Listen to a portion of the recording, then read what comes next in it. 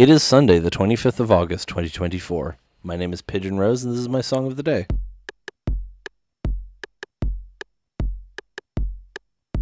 Today we're talking about a very famous and popular band, Fleetwood Mac. They're a mix of American and British members, originally formed by Peter Green with Mick Fleetwood and John McVie, hence the name Fleetwood Mac, although I don't know why. Well, originally it was called Peter Green's Fleetwood Mac, so I suppose then you get all their names in there, right? They've had various different lineups throughout the years. Christine McVie, John McVie's wife, died 2 years ago, and I think the band is like fully broken up now. Oh yeah, no, Stevie Nicks said this year that the band does not continue without Christine McVie. Well, there you go. But yes, they've had various different lineups throughout the years, but the lineup that's on this album is probably the most famous. Stevie Nicks, Lindsey Buckingham, Christine McVie, John McVie, and Mick Fleetwood. Peter Green left a while ago at this point. I mean, this is their 11th album, Rumours, which is often regarded as one of the best albums ever made. Hard to disagree. Fantastic album. But it's almost more famous for the behind-the-scenes drama than it is for the songs themselves. Famously, all the members of the band were cheating on each other, with each other, and other people. They were doing lots of drugs. They were arguing all the time. It's just such a weird... It's a miracle that an album came out of it. But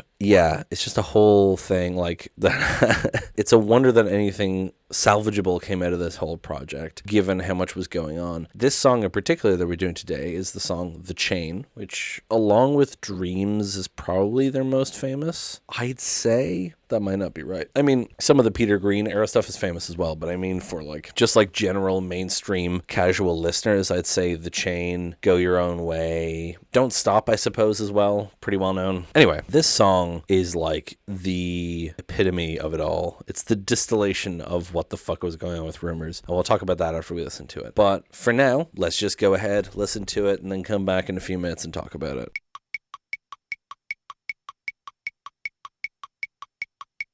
Ah, so good. It's so strange to me. The outro is very different for a lot of reasons, but it's so strange how it fades out there. I really wish it just kept going. I can imagine, like, I don't know if they did this, but I can imagine them doing it live and just jamming on that last section for a while. It'd be great. Anyway, so what is this song? Well, this song is a mishmash of a bunch of different songs that the members were working on. I'm going off Wikipedia here, although I did watch, me and my dad used to watch these like greatest album of all time making of documentary things. They were like an hour long each. We would listen to the album and the next day we'd watch the episode about it. So I've seen a lot of the band members talking about it. But anyway, so apparently the final section of The Chain was created by John McVie and Mick Fleetwood. Other elements were worked in from an early project of Christine's called Keep Me There. Lindsey Buckingham reworked the song by recycling the intro of an earlier song from a duet with Nicks called Lola My Love. Then Stevie Nicks separately wrote lyrics that she thought would be a good match for it. The lyrics were about her breakup with Lindsey Buckingham.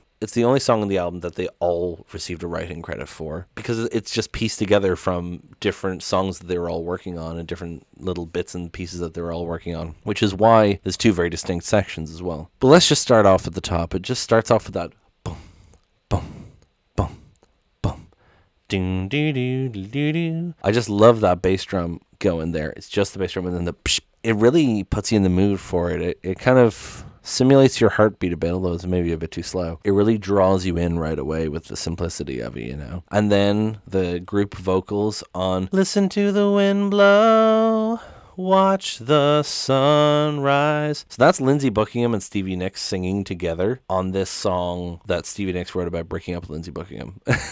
This happens a lot on this album. People have talked about how just ballsy it is to have him singing on this song, you know. But that's just how it is. I mean, their voices worked well together. That's why they collaborated. And it sounds great. It's such a pretty sound, their harmonized vocal here, the first verse. So let's go through the lyrics, shall we? Listen to the wind blow, watch the sunrise, run in the shadows, damn your love, damn your lies. And if you don't love me now, you will never love me again. I can still hear you saying you would never break the chain. So, listen to the wind blow, watch the sunrise sounds like just kind of taking it all in, smelling the flowers, like just seeing everything around you, listening to the wind blow, watching the sunrise. And then run in the shadows implies like secrecy, doing things in secret, you know. And then damn your love, damn your lies. Kind of the comparison of I hate the love that you have because I hate the lies that you tell, right? And if you don't love me now, you'll never love me again is Oh, Christ. Heartbreaking. Again, getting him to sing it. Because it's him singing it solo. Woof. But yeah, just that thing of like, our love is ruined. If you don't love me now, you'll never love me again. This can never be the same way. And then I can still hear you saying you would never break the chain. The chain being the kind of unbroken link of their relationship, right? They're linked together. They're chained together. But you said you would never break the chain. You would never break us up. But yet here we are. We're broken up. The chain is broken. And then the second verse repeats the lines from the first verse and then adds at the end, break the silence, damn the dark, damn the light. So that's an interesting one. Like, break the silence,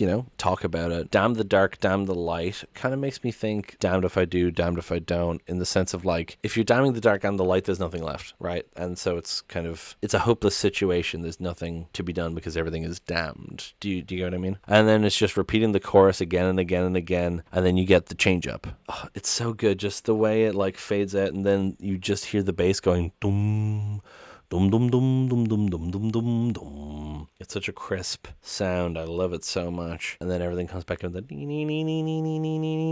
drums pick up. Man, it's so good. That bass solo part, just like, put on real good headphones with high bass on them. Man, so good. I remember vaguely, it doesn't say on the Wikipedia, I remember vaguely like he just went in and like turned down all the other instruments except for the bass and was like, what the fuck are you doing? But then it ended up sounding really good. But anyway, and then we get the last little bit here, which is just repeating chain keep us together, and then run in the shadow, chain keep us together, and so on. I think it's interesting that they use the idea of a chain, because they're using it because the idea of like the links together, right? They're linked together. But chain is usually used in a negative light, particularly when you're talking about a relationship, when you're talking about marriage, you're talking about a ball and chain. So it is interesting that, you're talking about never breaking the chain. That's obviously referring to breaking up this love, right? But then you have chain keep us together, which almost sounds like they're still chained together in the sense that like, well, they're in the same band together. They're still performing together. Now, Lindsay didn't stay in the band. The lineup up until Christine's death included like everyone on this album except Lindsay, and then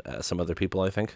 It's just an interesting dichotomy there of the two different imageries for chain, Yeah, and then it just fades out, like I said, which is interesting. I really wish there was like an uncut version of it. Although, I need to talk about Cortez the Killer on here at some point, but there's this really interesting thing with that song about how like it fades out because their machine stopped recording. But they like went on playing for like 7 minutes and just none of it was saved, so they had to fade out, which is such a shame. But I don't think the same happened here. But also at the same time, I mean, given how pieced together it was, maybe they truly just didn't have any more material there. It wouldn't surprise me. Anyway, the other thing I want to say about this song, you've probably heard it before, whether on the radio or in the millions of movies and TV shows it's in, including notably Guardians of the Galaxy Volume 2. A lot of people would know it from, I'd say, and also Season 1 of Our Flag Means Death. Very important scene the song plays over. I think that's pretty much all I have to say about it. I love this song. It's a classic of the rock genre. Just got some great iconic parts, great lyrics, great harmonies. That bass part is so fucking good. Real tight drumming as well. It has a deserved place as one of the best songs ever, All right, that's it. Thank you so much for listening. Please hit like, hit subscribe, leave a comment down below. Tell other people about this show. Thank you so much for listening, and I will talk to you tomorrow. Break it down.